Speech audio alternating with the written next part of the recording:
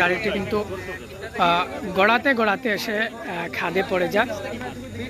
এই যে গাড়ির অবস্থাটুকুন আপনাদেরকে দেখানোর চেষ্টা করছি।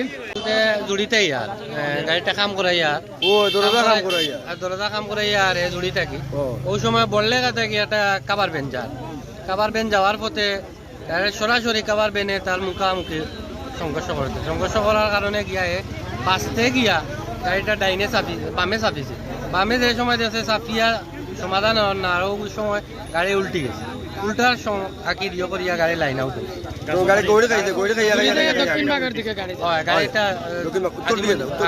উত্তর দিকে কোন জায়গার গাড়ি? গাড়ি আজিমগঞ্জে।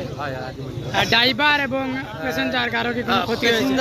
প্যাসেঞ্জার গাড়িটা দুইজন ড্রাইভার আছে। দুইজন ড্রাইভার, যে ড্রাইভারটা চালানির অবস্থা নেওয়া পিছু পড়ে গেছে বাড়ির লোকেও। পিছু পড়ার কারণে গিয়া গাড়িটা নিয়ন্ত্রণ হারিয়ে গেছে। ড্রাইভিংও নাই এত কেউ, ওই হিসাবে পড়িয়া গিয়া গাড়িটা নামা লাইন আউট হয়েছে। এবং গাড়িটি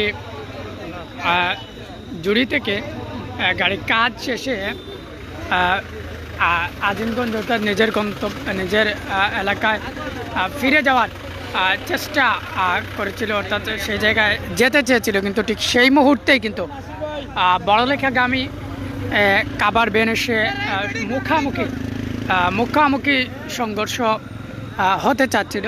সেই সময় গাড়িটি একটু বামে চাপিয়েছিলেন ড্রাইভার, এবং বামে চাপানোর কারণে গাড়িটি নিয়ন্ত্রণ হারিয়ে উল্টে যায়। এরপর ড্রাইভার গাড়ি থেকে পড়ে যায় এবং তার ফলে গাড়ির ড্রাইভিং সিটে কেউ না থাকায় গাড়িটি নিয়ন্ত্রণ হারিয়ে গাড়িটি খাদে পড়ে যায়। যে আবারও আপনাদেরকে দেখানোর চেষ্টা করছি গাড়িটির অবস্থা আপনারা দেখতে পাচ্ছেন, এবং এখানে অনেক মানুষ এসে ভিড় জমিয়েছেন। মূলত এই বাড়িটির সামনে কিন্তু এই নিয়ে কিন্তু বেশ কয়েকটি দুর্ঘটনা হয়েছে। এই বাড়িটির সামনে আপনারা দেখতে পাচ্ছেন, এই যে বাড়িটি আপনাদেরকে দেখানোর চেষ্টা করছি, এবং এই জায়গায় গাড়িটি খাদে পড়েছে।